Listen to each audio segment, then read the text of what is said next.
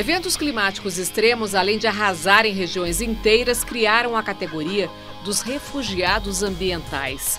Milhares de pessoas são obrigadas a migrar para um território desconhecido, sem saber ao certo o que terão de enfrentar. Relatório recente do Banco Mundial faz um grave alerta. Até 2050, 216 milhões de pessoas de 6 regiões do mundo poderão ser forçadas a se deslocar de seus países para fugir dos efeitos da crise climática.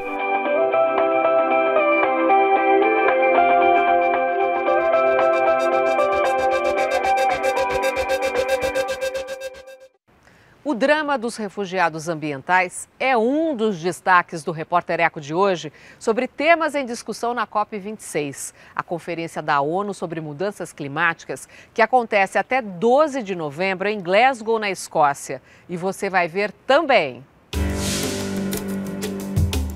Saiba quando e como a humanidade começou a alterar o clima na Terra, emitindo poluentes que colocam em risco a vida no planeta. Cientistas afirmam que é preciso investir mais em energias limpas e renováveis, mas no Brasil o ritmo ainda é lento. E campanha do Instituto Escolhas alerta a sociedade: chega de financiar os desmatamentos. É possível produzir comida sem destruir a floresta e sem emitir gases do efeito estufa.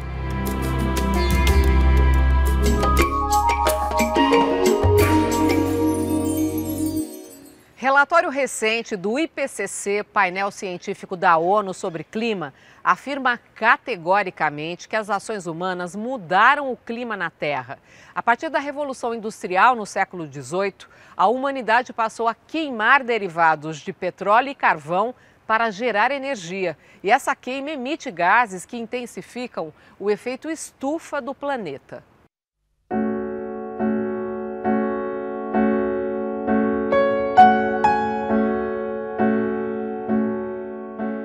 O planeta Terra consegue abrigar tantas formas de vida porque tem perto da superfície uma camada da atmosfera que mantém calor.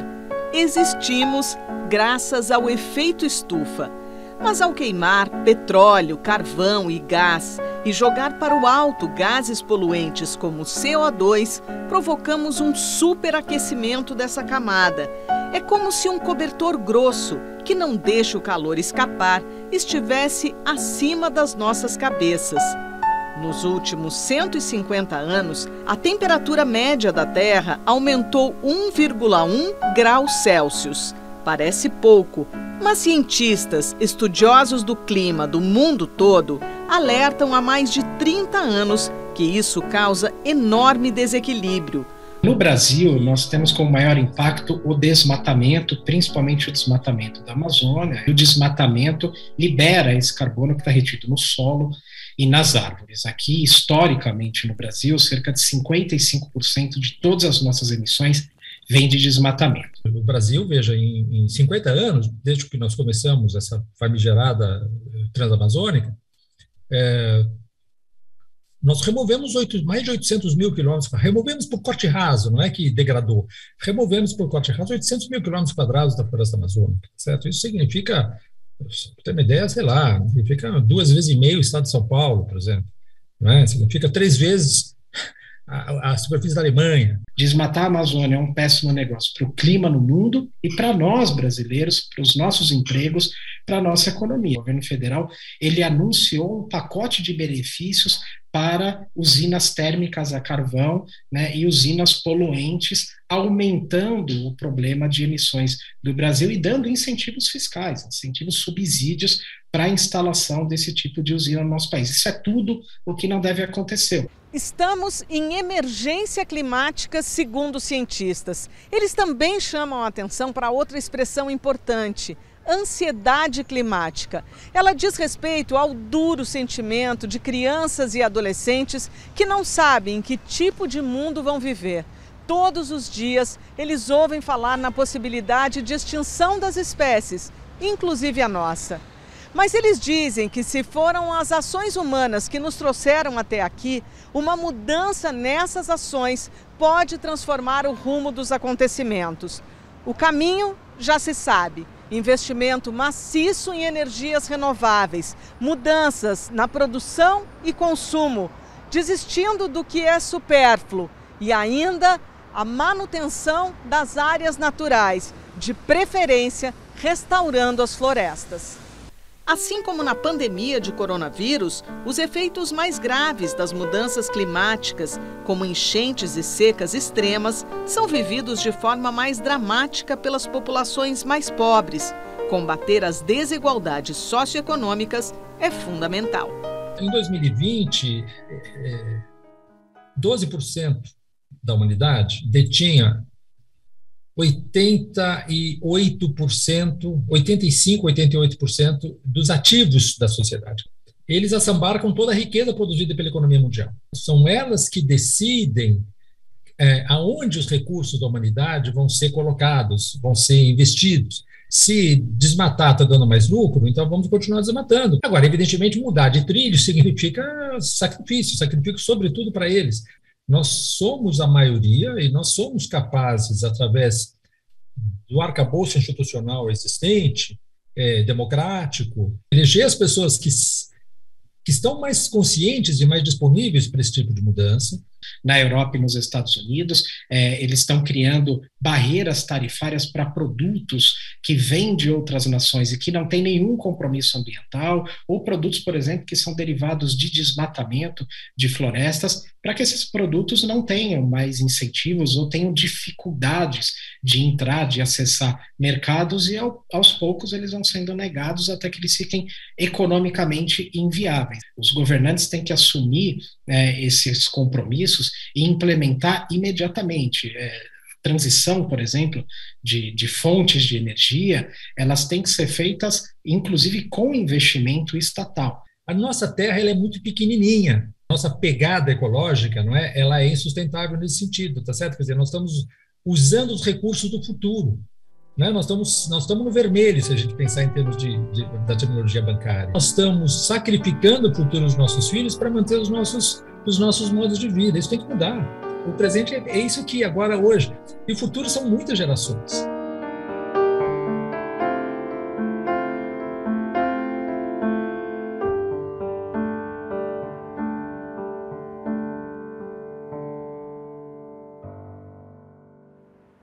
Agora, vamos às notícias socioambientais que tiveram destaque na semana.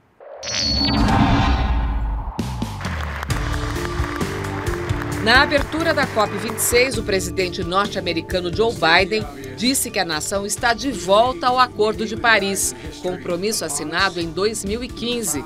Lembrou que o planeta está diante de uma catástrofe crescente e que esta década é decisiva para as próximas gerações. O anfitrião da conferência, o primeiro-ministro britânico Boris Johnson, afirmou que se os países falharem, as gerações futuras não vão perdoá-los.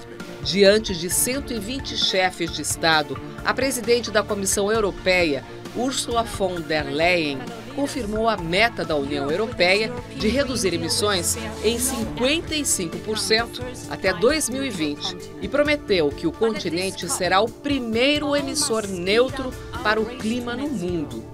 O Brasil, um dos 5 maiores poluidores do planeta, chegou desacreditado, com recordes de desmatamentos e retrocesso ambiental. O presidente Jair Bolsonaro não compareceu à COP26. Enviou o vídeo de 3 minutos não exibido em plenário, só no pavilhão da delegação brasileira. Disse que o Brasil sempre foi parte da solução, não do problema das mudanças climáticas, e que está alinhado às ações globais. Mas não convenceu os participantes. Em transmissão simultânea feita a partir de Brasília, o ministro do Meio Ambiente, Joaquim Leite, anunciou que a nova meta climática elevaria de 43% para 50% a redução das emissões de gases poluentes até 2030 e de neutralidade de carbono até 2050. Para isso, o governo federal se comprometeu a reduzir o desmatamento ilegal. entre o ano que vem e 2024 em 15%, entre 2025 e 2026 em 40% e em 50% em 2027, zerando a prática no ano seguinte. Ambientalistas criticaram, dizendo que a meta é a mesma assumida pelo país em 2015 no Acordo de Paris e que o governo voltou atrás, depois de desistir das pedaladas climáticas que elevavam e não diminuíam as emissões. A única brasileira a discursar na abertura da COP26 foi a jovem indígena Chay Suruí, de 24 anos. Nascida no povo Suruí, em Rondônia, ela é filha de Almir Suruí, um dos líderes indígenas mais atuantes na defesa da Amazônia. Falando inglês, Chay apontou a urgência de medidas para frear as mudanças climáticas. Advertiu que os defensores da terra estão sendo ameaçados e mortos e ressaltou a importância dos povos indígenas na preservação da floresta. Indigenous peoples are in the front line of the climate emergency. A surpresa foi o pedido de demissão em plena COP26 do coordenador executivo do Fórum Brasileiro de Mudança do Clima. Sem criticar o governo, Oswaldo Lucon alegou que a conferência poderia ser melhor aproveitada e que tentou, mas não conseguiu. Nos primeiros dias da Conferência da ONU, com a presença dos líderes mundiais, foram fechados acordos importantes. Primeiro, foi o compromisso de corte de 30% nas emissões de metano até 2030. Sob pressão dos Estados Unidos, o Brasil aderiu ao acordo. Emitido pelo sistema digestivo do gado e por plantações como a do arroz, o metano é mais nocivo que o gás carbônico.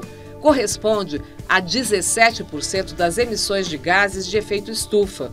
Grandes poluidores, como China, Índia e Rússia, não aderiram. Outro acordo também apoiado pelo Brasil e que desta vez teve a adesão da China foi o que prevê o desmatamento zero até 2030. Também foi assinado por 77 países compromisso para abandonar o uso de carvão. Os países ricos em 2030 e as nações mais pobres em 2040. O carvão, combustível fóssil altamente poluente, é responsável pela geração de 37% da eletricidade no mundo. A China e os Estados Unidos, os dois maiores poluidores, ficaram fora do acordo. E você vai ver logo mais aqui no Repórter Eco. Conheça a campanha do Instituto Escolhas que pede à sociedade: chega de financiar o desmatamento. E informa que é possível produzir comida sem destruir a floresta e sem emitir gases do efeito estufa.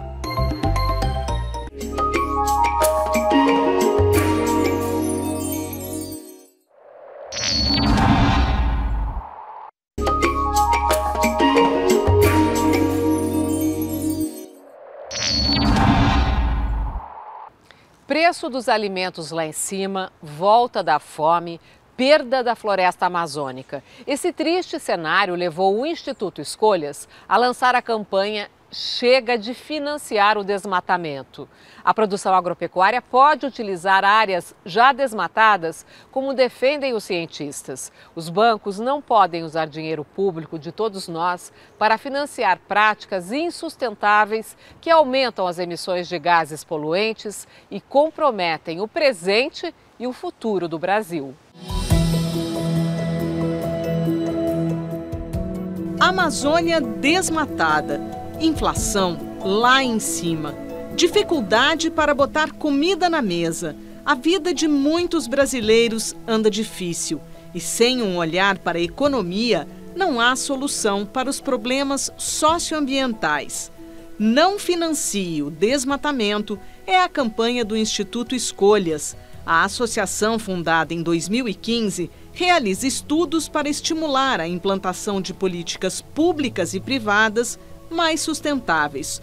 O foco agora são os bancos e como eles usam o nosso dinheiro para conceder créditos para o setor agropecuário, como explica o diretor Sérgio Leitão. Essa campanha é para fazer um debate com a sociedade brasileira sobre a necessidade de que os recursos públicos que financiam a agricultura no Brasil sejam destinados exclusivamente para quem produz sem desmatar. Porque, como já disse a nossa ministra da Agricultura, Tereza Cristina, temos terra suficiente para produzir comida sem a necessidade de derrubar mais nenhuma árvore.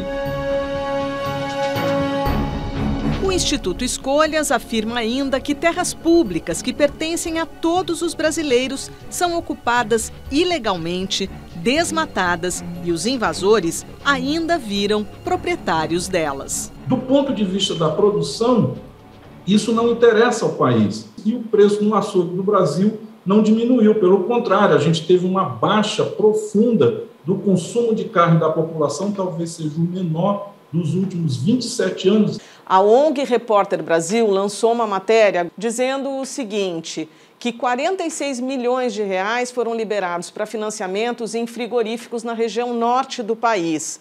E de 25 frigoríficos, o Ministério Público encontrou 6 que estavam ligados não só ao desmatamento, mas também ao trabalho escravo. Isso é um dado que confirma a campanha de vocês?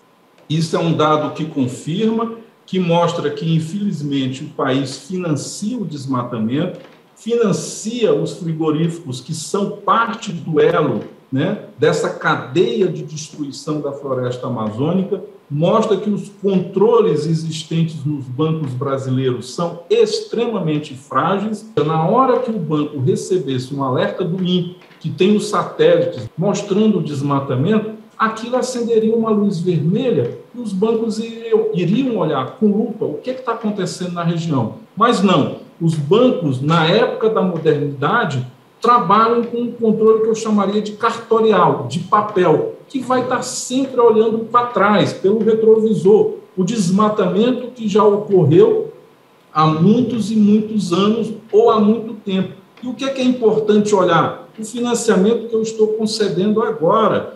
Vocês fizeram as contas em relação às emissões para a produção de carne, quando há um desmatamento, uma nova abertura de área e a produção a partir das áreas que já estão desmatadas? Quando a gente olha essas emissões causadas pelo desmatamento, a cidade que mais emite gases de efeito estufa no Brasil não é São Paulo, não é Belo Horizonte, não é Fortaleza, é São Félix do Xingu, no Pará, por conta exatamente do desmatamento e da criação de boi. E aí, se houvesse um país chamado Pecuária Brasil, seria o 20º maior emissor de gases de efeito estufa. Ele emitiria ou emite igual ao que emite a Argentina e a Inglaterra.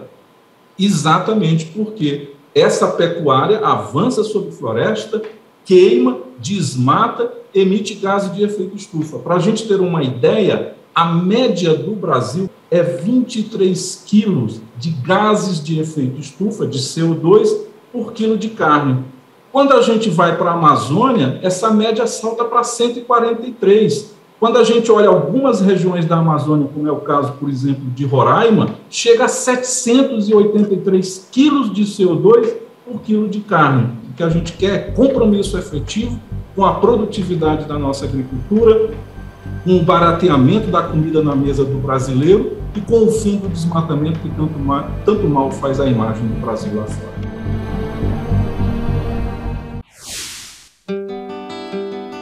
Em plena COP26, no Brasil, entidades socioambientais e representantes do mundo das artes recebem uma notícia triste: a morte aos 42 anos do artista, curador e escritor Jaider Esbel. Nascido na terra indígena Raposa Serra do Sol, em Roraima, o ativista era considerado um dos teóricos da arte indígena contemporânea.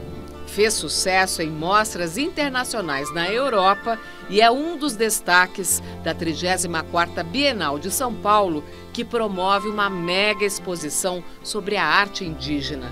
A obra de Jaider Esbel é a expressão da cosmologia da etnia Macuxi, combinada com as manifestações de defesa dos povos da floresta e da própria vida.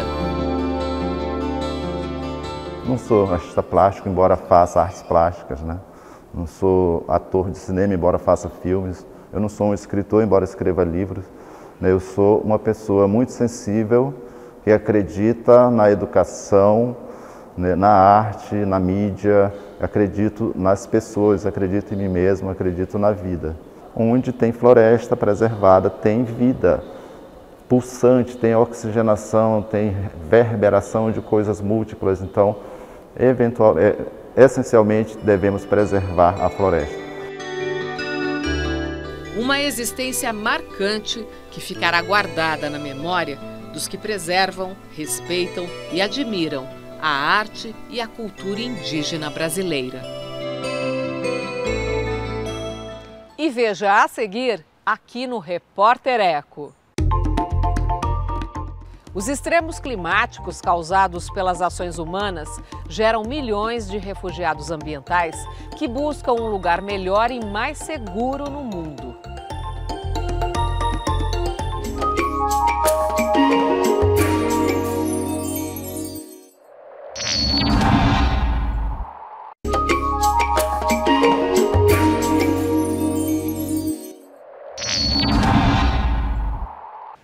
A crise climática causa grandes deslocamentos no mundo.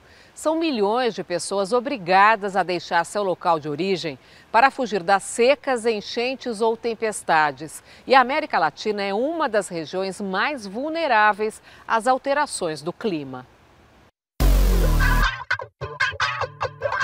Eventos climáticos extremos, além de arrasarem regiões inteiras, criaram a categoria dos refugiados ambientais. Milhares de pessoas são obrigadas a migrar para um território desconhecido, sem saber ao certo o que terão de enfrentar.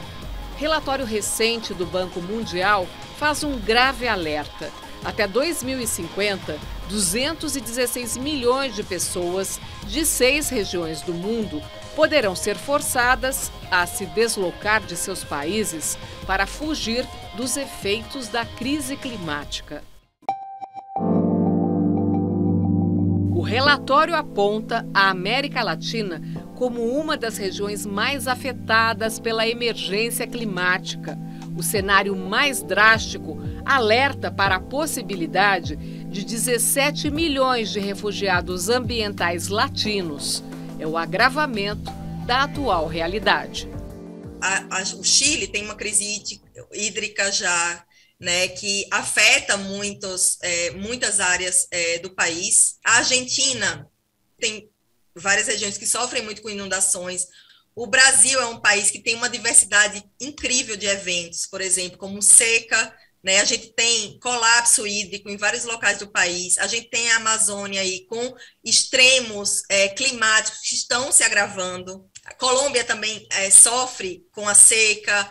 O Peru com a laninha. A gente tem no Peru usando e sofrendo com o degelo, tá? Que já afeta várias comunidades. Lagos secando na Bolívia. A crise não é migratória, a crise é de preparação e de resposta a esses eventos climáticos, que, por sua vez, contribuem para os fluxos migratórios. Sem a proteção das leis internacionais, os refugiados ambientais não têm direitos mínimos reconhecidos. Alguns países têm legislação interna para regulamentar a migração. O tema é urgente e depende da participação da sociedade civil. Não dá para a gente tratar, né, o migrante ou o refugiado como se estivesse prestando um favor, né? Ele realmente tem esse direito e ele deveria ser respeitado, mas isso depende mesmo de um esforço coletivo, né? De um esforço coletivo que possa também gerar informação para a sociedade que recebe, para que ela esteja consciente do que motivou aquelas pessoas, né, a migrar, e isso vai facilitar a inclusão. Outra urgência é garantir o direito dessas pessoas a permanecerem em suas terras. Existem comunidades que já estão se adaptando, mas muitas delas sem apoio institucional. As ações, elas precisam se dar em várias esferas. Essa COP, por exemplo, tem a oportunidade de decidir, dentro, por exemplo, do Mecanismo Internacional de Varsóvia de Perdas e Danos, esforços nesse sentido, para que os países possam ter acesso, né, a fundos e a outros mecanismos que permitam, né, que se adaptem. Segundo o relatório do Banco Mundial, a gente tem aí pela frente 3 décadas para tentar reverter ou reduzir essa migração. É possível reverter esse quadro? Quais são as ações urgentes que precisam ser tomadas? É possível, sim. Não é um cenário totalmente apocalíptico, mas conseguimos transformar esse quadro e reduzir até 80% das pessoas que vão se deslocar. Então, desses 216 milhões, a gente consegue reduzir isso para 40 milhões se algumas ações de mitigação forem tomadas. E aí a gente está falando principalmente de eliminar o uso de petróleo, gás e carvão, interromper o desmatamento em regiões de florestas tropicais no mundo, acelerar a transição por veículos elétricos, aumentar o investimento em energias renováveis, por exemplo, como solar, eólica e hídrica. Então, essas ações certamente vão reduzir os cenários de aquecimento global e, consequentemente, os seus impactos nas pessoas e no planeta.